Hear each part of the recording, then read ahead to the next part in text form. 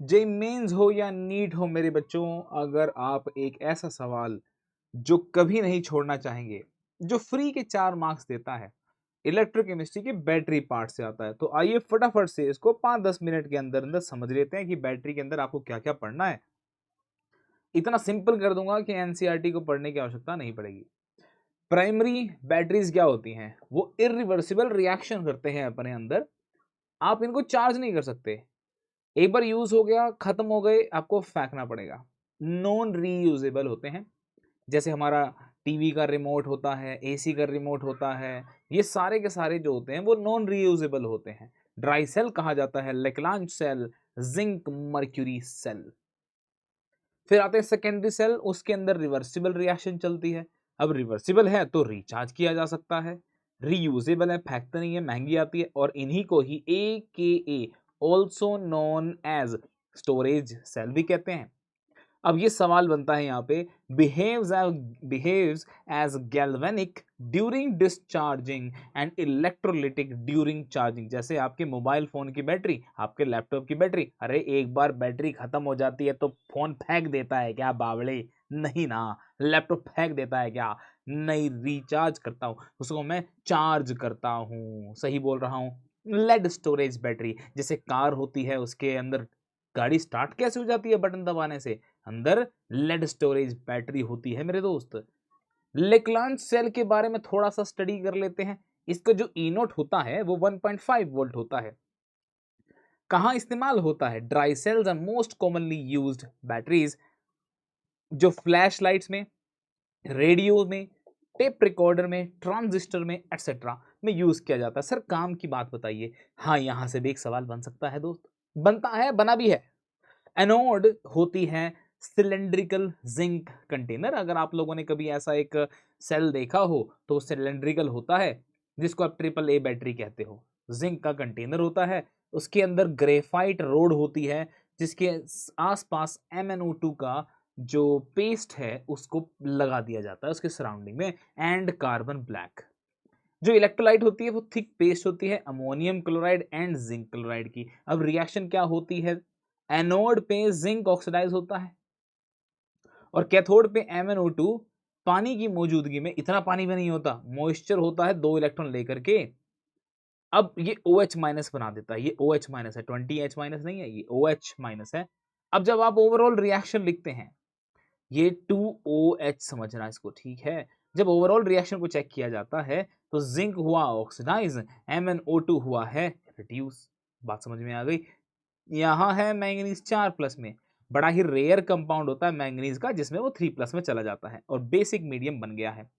सवाल ये पूछ लेते हैं कि मीडियम बेसिक बना क्या? हाँ, बेसिक बनता है। अमोनियम क्लोराइड और हाइड्रोक्साइड, ये जो बेस बना है ना बाबू, अब ये दोनों मिलकर के अमोनिया बनाएंगे। क्यों सर? क्योंकि OH यहाँ से हाइड्रोजन को ले लेता है, NH4+ है ना ये। अब ये एक ब्रोंस्टेड एसिड बन जाता है, यहां से ये हाइड्रोजन प्लस ले लेगा, जिंक सॉलिड फॉर्म में मौजूद है, जिंक और अमोनिया मिलकर के कॉम्प्लेक्स बना लेते हैं।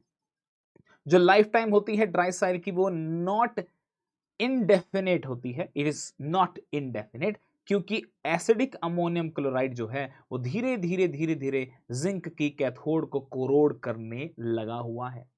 मरकरी सेल जो होता है वो 1.35 वोल्ट देता है। देखा होगा आप लोगों ने, हाथ की जो घड़ी होती है उसके अंदर इसका इस्तेमाल किया जाता है। इसे रूबेन मेलोरी सेल भी कहा जाता है। Electronic watches, hearing aids, microphone, camera etcetera में इसका इस्तेमाल करते हैं। एनोड कौन है? अमलगमेटिंग, अमलगमेटेड जिंक का पाउडर होता है। अमलगमेटिंग का मतलब क्या है? जिंक और मरकरी का मिलाकर के पाउडर। जो कैथोड होता है वो HgO एंड ग्रेफाइट का एक पेस्ट होता है। इलेक्ट्रोलाइट कौन होता है? इसमें जिंक ऑक्साइड और KOH का इलेक्ट्रोलाइट होता है। अब एनोड पे बेसिक मीडियम के चलते एक ऑक्सीडेशन प्रोसेस हुआ और कैथोड में HgO जो है वो मरकरी में कन्वर्ट हो जाता है। ओवरऑल रिएक्शन के अंदर आप देख लो, ऑक्सीडेशन हुआ, रिडक्शन हुआ। ये जो सेल है ना, कमाल का सेल होता है। अगर आपने इसको इस्तेमाल नहीं किया तो ये खराब नहीं होगा। It gives constant potential through out it's life time, और इसकी बहुत बढ़िया परफॉर्मेंस रहती है अगर आप हाई टेम्परेचर पर भी चले जाओगे तो भी। लेड स्टोरेज बैटरी क्या है मेरे दोस्त? इसको हम एसिड स्टोरेज सेल भी कहते हैं। एनोड कौन है? एनोड इसके अंदर लेड है। कैथोड कौन है? इसके अंदर PbO2, ध्यान दो PbO2 है। और इलेक्ट्रोलाइट जो है ये सवाल पूछा जाता है 38% H2SO4 बाय मास। एनोड पे क्या हुआ है? एनोड पे लेड हुआ है ऑक्सीडाइज, लेड सल्फेट में चेंज हो गया। और कैथोड पर PbO2 जो है वो एसिड को कंज्यूम करते हुए 2 इलेक्ट्रॉन को खाते हुए PbSO4 में कन्वर्ट हो गया। ओवरऑल सेल रिएक्शन देखें, लेड जो है वो हो गई ऑक्सीडाइज और जो लेड ऑक्साइड थी वो हो जाएगी रिड्यूस, वो रिड्यूस हो गई। सही है कि नहीं? वो रिड्यूस हो गई है। H2SO4 कंज्यूम हुआ है लाला।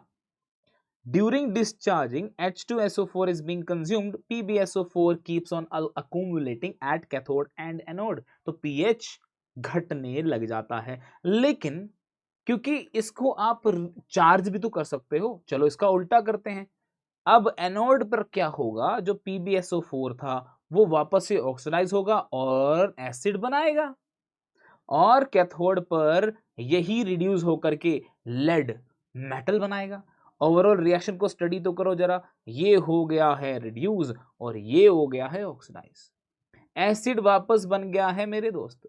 तो during recharging lead sulphate dissolve हो जाता है, जो गंदगी जम गई थी ना इलेक्ट्रोड पर, लेड सल्फेट यहां यहां चिपकने लग जाएगा, यहां यहां पे चिपकने लग जाएगा, ये डिसॉल्व होना शुरू हो जाता है। एंड याद रखिए इक्विवेलेंट वेट ऑफ H2SO4 का, जो कि कभी आप 2 बोलते हो, इस रिएक्शन में इसका n फैक्टर 1 होने से इसका इक्विवेलेंट वेट 98 डिवाइड बाय 1 आता है। क्यों हो रहा है ऐसा? ये रिएक्शन के अंदर आप देखना कि हमने यहां पर 2 H2SO4 की बात करी, यहां पर ध्यान दो H+ और इलेक्ट्रॉन का ओवरऑल जब आप नतीजा निकालते हो ये हो जाएगा H2SO4 कितने? 2 मॉलिक्यूल। ये देखो SO4 ये कितने हैं? 4 है, तो H2SO4 और इलेक्ट्रॉन्स कितने? 2। तो एक H2SO4 के लिए 1 इलेक्ट्रॉन। याद रख लेना, बड़ी काम की चीज है। निकल कैडमियम सेल क्या है? एनोड होता है कैडमियम, कैथोड होता है NiO2 और इलेक्ट्रोलाइट इसके अंदर KOH है। इतना आपको पता होना चाहिए। इसे अल्कलाइन स्टोरेज बैटरी कहते हैं। लेड स्टोरेज को क्या कहा गया था? एसिड स्टोरेज बैटरी कहा गया था। फ्यूल सेल के ऊपर सवाल एक आध बार पूछ लेते हैं। कहते हैं कि galvanic cell which uses to energy of consumption of fuel like H2 methane methanol. एक सेल ये है जिसको H2O2 फ्यूल सेल कहा जाता है। इसके अंदर इलेक्ट्रोड जो होती है वो ग्रेफाइट की, उसके साथ एक कैटलिस्ट यूज करते हैं, या तो प्लेटिनम का, सिल्वर का। इलेक्ट्रोलाइट क्या है? बेसिक माहौल है। E0 1 वोल्ट आता है। एक बार रिएक्शन पढ़े जरा, एनोड पर ऑक्सीडेशन होता है, ऑक्सीडेशन हो गया। कैथोड पर रिडक्शन होता है, रिडक्शन होकर पानी बन गया। ओवरऑल रिएक्शन, ओए होए होए होए होए, H2O2 ने मिलकर के पानी बना दिया और जबरदस्त एनर्जी भी आई। एक तरफ से आपने H2 को भेजा, एक तरफ से दूसरी तरफ से O2 को भेजा, पानी निकल गया। जब एक बार स्पेस मिशन हुआ था, वहां पर जो स्पेस क्राफ्ट गया था, तो साइंटिस्ट लोगों ने, जो एरोनॉट्स होते हैं, उन लोगों ने क्या किया था, ये पानी जो बना है ना, इसी पानी को उन्होंने पिया था। अगर आप ये जानते हो ये प्रोसेस कब की है, सबसे पहली बार H2O2 सेल कब यूज किया गया था स्पेस क्राफ्ट के अंदर, एरोनॉट्स ने जो भी पानी वानी का कंजम्पशन किया था, वो कौन सा स्पेस मिशन था, कौन सा वो एक स्पेस क्राफ्ट था, उसके बारे में थोड़ा सा बताएंगे। ओके, अब कोरोजन देख ले। कोरोजन क्या है? एक undesirable compound such as oxide, sulphide and carbonates metal की सरफेस पर मॉइस्चर की मौजूदगी में, एटमॉस्फेरिक गैसेस की मौजूदगी में हो जाता है। आयरन के ऊपर स्पेसिफिकली Fe2+ बन गया और ऑक्सीजन खुद इलेक्ट्रॉन लेकर के रिड्यूस होकर पानी बन गई। यानी कि यहां हुआ था गड्ढा, यहां हुआ है। आयरन यहां से धीरे धीरे Fe2+ में गया, लेकिन वो धीरे धीरे धीरे धीरे चलता जाएगा, चलता जाएगा, चलता जाएगा और यहां जाकर के कलेक्ट हो जाएगा। तो रस्ट ये है, लेकिन यहां से आयरन खा लिया, यहां से कम हो जाएगा धीरे धीरे। तो इसको रोकने के तरीके क्या है? गैल्वेनाइजेशन। गैल्वेनाइजेशन क्या होता है? आप मुझे बताना एक बार चैट बॉक्स में। अप्लाई कर देंगे प्रोटेक्टिव कोटिंग, अरे पेंट कर दो बाबू। कैथोडिक प्रोटेक्शन, एक कैथोड टांग दो, उससे क्या होगा, वो अब प्रेफरेंशियल आयरन से पहले जो ऑक्सीडाइज होना चाहती है वो ऑक्सीडाइज हो जाएगी। सिंपल सी बात है। तो ये 3-4 बातें थी, इसके बारे में आप पढ़ लेना। 10 मिनट से पहले ही खत्म कर दिया मेरे दोस्त। चलो ओके बाय।